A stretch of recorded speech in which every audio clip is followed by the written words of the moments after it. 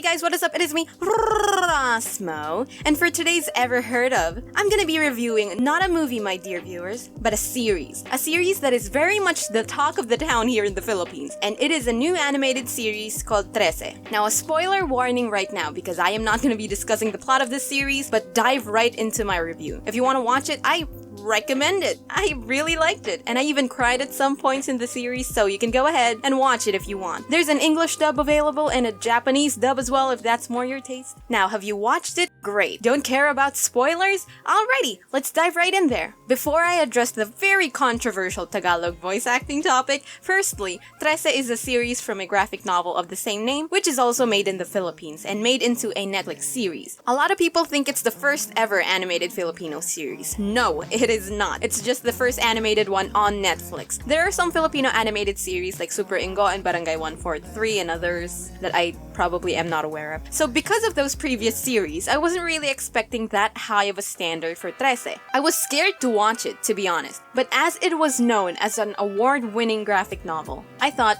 maybe it could be good. It even had memes online before it came out. So I was hopeful to say the least. I hope it would be good, and my gosh, it's really good. I don't want to say stuff like finally representation or something because nobody really says that about a series in the Philippines while you live in the Philippines. Like, if someone says finally representation, like, what's it representing? Filipino? Lahat ng pinapanood mo Pinoy, hoy! Tumingin ka lang sa TV. But I get it if it was shown overseas. I think it was shown overseas. Let me know if you can see it in your Netflix. Back to the story. The world around this story is really, really enticing. All the mythical creatures of the Philippine mythology are there, and even if you're not familiar, they address the different creatures. Even the little small events and details in the world make me feel like it is the Philippines, like hell. The first scene was an LRT breaking down and having the passengers walk. It gave me railroad walking flashbacks. I swear that happens a lot of times in the Philippines, okay? It was supposed to be a creepy scene, but all I could think of was potek, ito na naman. It's like everything is so homey and it fits and I'm just familiar with it all. I love it. And when I watched this, I'm not biased, to be honest. I was not biased. I was ready to trash on it. But I liked it. I ended up liking it. I am very much intrigued with Alexandra Trece. Even though she is the cold and emotionless character, I was so freaking surprised she wasn't cliche. Like, she would openly show emotions here and there, show frustration, and even though you don't know a whole much about this girl, I am somewhat attached to her character because of all the connections she has with people. Like Crispin and Basilio being so loyal to her, Guerrero trusting her a hell of a lot, and Hank looking after her. It always makes me wonder what kind of person is she? And we learn about it very, very slowly, which is a good kind of pace. I like how they were loyal to the source material as it should be, since it's an adaptation and not a recreation. The designs changed a bit, but not worth complaining because I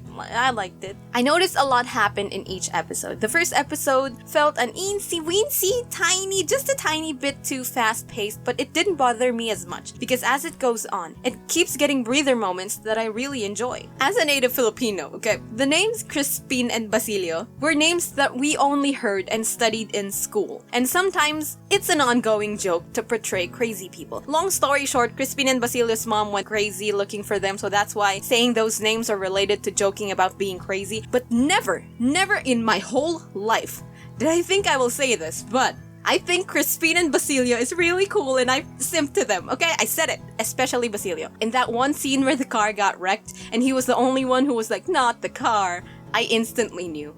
I'm gonna simp to this man. Just everything about them is cool. The masks, the floating, the guns, and whatever their power is. I love the designs. It's simple, yet badass. Every girl likes a man in a suit. They even keep the suits under the heat while I was watching it under the same Filipino heat while drinking hot coffee. That was a mood. I felt that. I felt the heat. If I could share though, my favorite episode is definitely episode 3. If you plan on dropping this series because you don't like it, watch episode 3 first before you decide. Because that episode made me laugh, made me feel worried, curious, and made me cry. Spoilers up ahead about episode 3, and you can skip to this timestamp to avoid. But I cried when Nova approached the Tiyanak and held its face, so softly. But then the thing after that happened, and that made me cry even more. It's not even about what Nova did or what happened to the Tiyanak. The thing that made me cry the most was the sound of the Tiyanak. It's not high-pitched echo baby sound. It sounds like an actual child that I would hear when I go outside my house.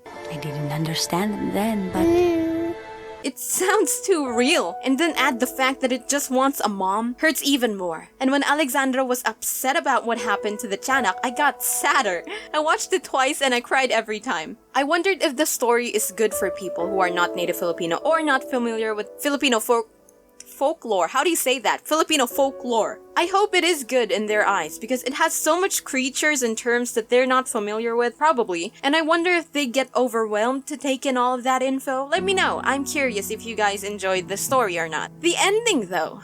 As epic as the last episode is animation-wise, it was full of exposition and flashbacks that were shown in the previous episode already, so it kinda lost me. And the ending was so confusing. What happened to her? If she could do that, why didn't she do that earlier? Not a bad ending, I'm just confused. I didn't read the graphic novel, so I'm not sure if it was explained there, but as a casual watcher of the show, I was confused, but I didn't hate it. I still liked it even though the ending was like that. Also, I like how it stated that her dad did some things that were very undad-like. I'd like to think that he did kill her sister. He seems like a good dad, but did things that seemed inhumane. That would be cool though if that was the case. I say that because I'm still unsure if he did or didn't do it. Though, even though the ending was hella confusing, I could just not mind it, you know? I still like the experience of watching it. What bothered me about the flashbacks in the last episode is that we already saw those flashbacks. I was hoping to see how Crispin and Basilio became so loyal to Alexandra, but what I saw was them not getting along as much.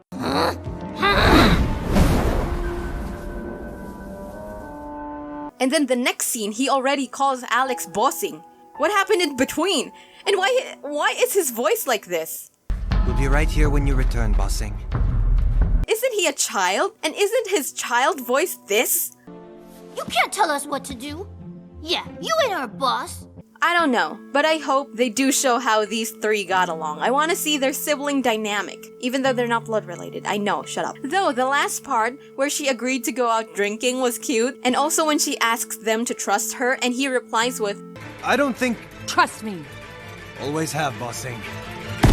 That's the reason why I want to know more about these three and how they interact because they're so fun to watch together. Anyway, just a little thing I noticed, not really a big thing. Now, about the animation, which was done by Lex and Otis, Tiger Animation. It's just, I really like it. I don't want to compare it to Japanese or Chinese anime because it has a different feel to it, and it's great in its own way.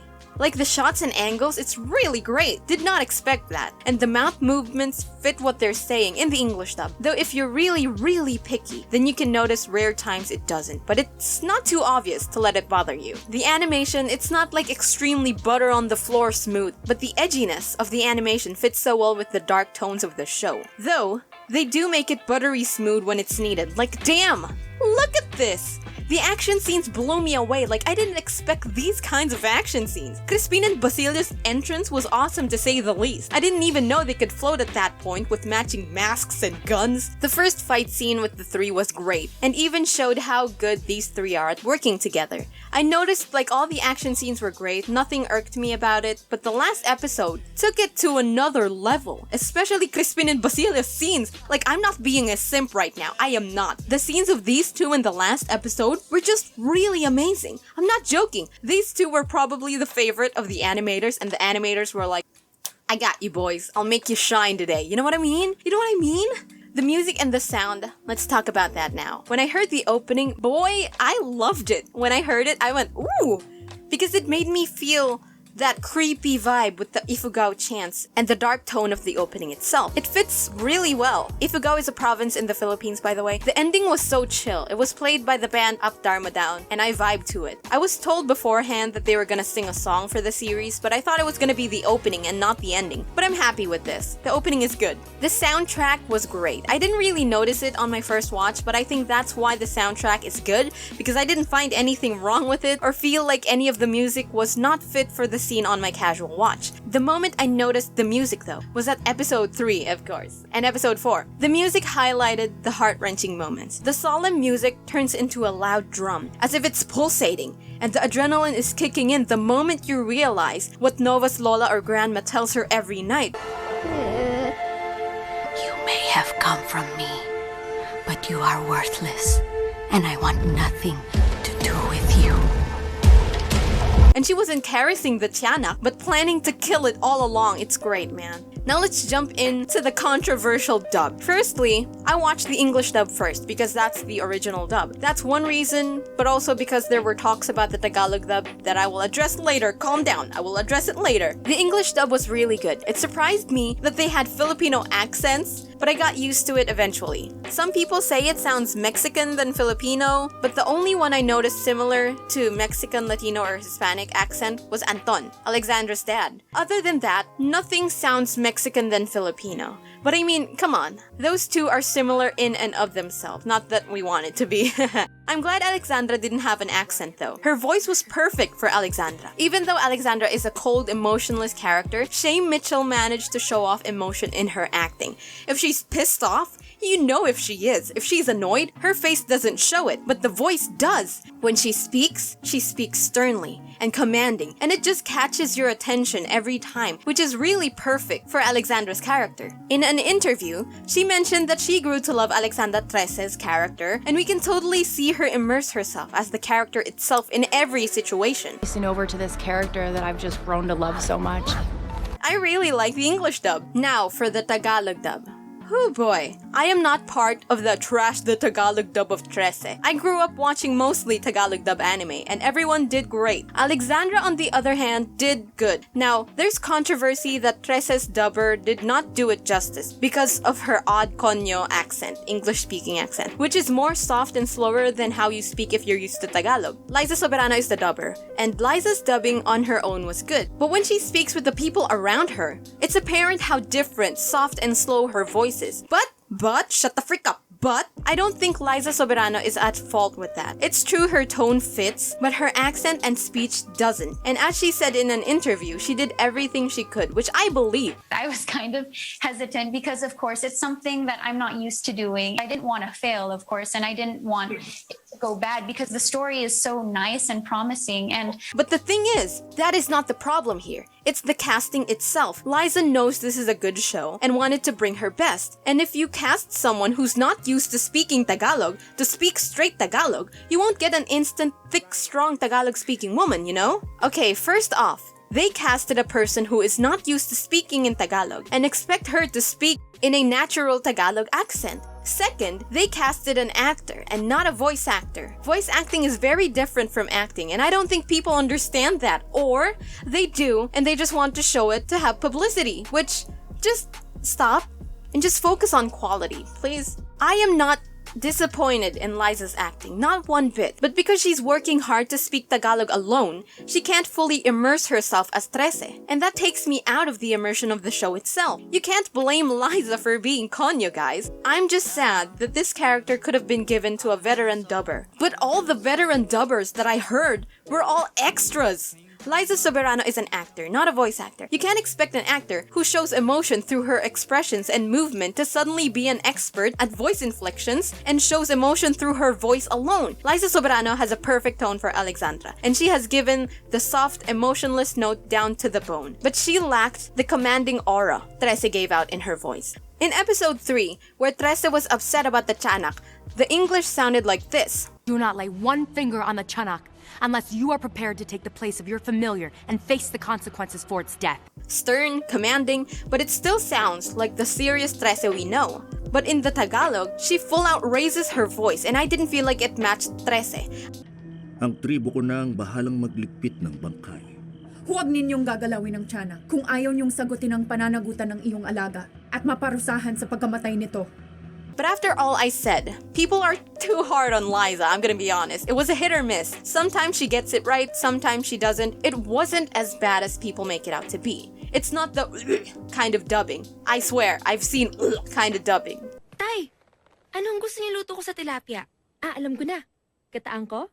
May konting siling pula? Ikaw na bahala. In Barangay 143. It's passable. It doesn't wreck the whole show at all. Calm down with your pitchforks and just turn off the internet in your mind and watch it without getting swayed by other people's opinions. I think the thought that Liza's dubbing was bad affected how people see each and every line she did, when actually not all her lines were bad. Though, there was one line that weirded me the hell out. It's when she was asked if the girl's boyfriend was okay, and she said, Sabi sa hospital gagaling din agad siya. Pwede mo siyang... And I paused like, what? Do you guys know the Tagalog word for hospital? It's hospital. How hard was it to remove the H in the script? Like legit! Everybody's already recognizing her Konyaness. This line did not help whatsoever. Anyway, I'm chill now. Man, it really is a damn shame. I'm not hating Liza, nor am I hating the Tagalog dub. Honestly, when I watch the Tagalog dub, I feel more like the context fits a whole lot better. Comedic scenes are funnier in the Tagalog for me, serious shouting moments are far more intense, and just, it's a damn shame, man. Sayang kasing pagkakataon na mapasok nila yung isang magaling na sanay talaga na babaeng dubber. Kailangan talaga artista? Pwede bang gumamit kayo ng dubber? Seryoso? Gumamit kayo ng dubber natin. Ang gagaling nila. Hindi lang kasi sila pang extra, pambida din sila. Makinig kasi kayo sa mga gusto ng mga nanood.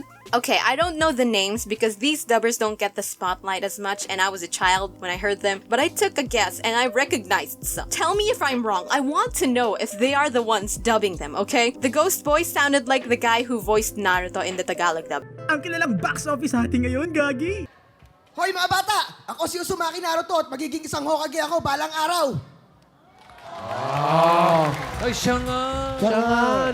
And the trophy girl from episode 2 was the same girl who voiced Hikari and Kaori in the Tagalog dub. I feel like I'm wrong, honestly. I feel like I'm wrong. I just want my childhood dubbers that I admire to get recognition, man. Well, in the end, what can I say about this series? It's one hell of a ride. I really do like it, and I recommend this because it is good, and not because it's just made from the Philippines. Trust me, when Filipinos don't like something, they're gonna say it. And I like this one. And even if you don't know Filipino culture, folklore, or whatever, you don't have to. It doesn't matter if you do or don't. It's just a good show that was made and set in the Philippines. It's a good show. Don't let the complaints online stop you from enjoying it. Share your comments down below, and if you do have any criticism about the show, I hope everyone would be respectful and polite, and don't be a jackass if anyone has a different opinion than yours, alright? Alright, see you in the next video or stream, so yeah. Big thanks to my patrons. If you want to support me on Patreon, you have 3 tier options. The first one is the sweeties who are right here on the screen, their names are flashed there, the darlings who is shown with their DPs, and the butternuts who has all 3 of those benefits and also a shout out dialogue related to the video. Speaking of butternuts, Christian, sit down and watch 13. I bet you're gonna like it. You will like it. So yeah.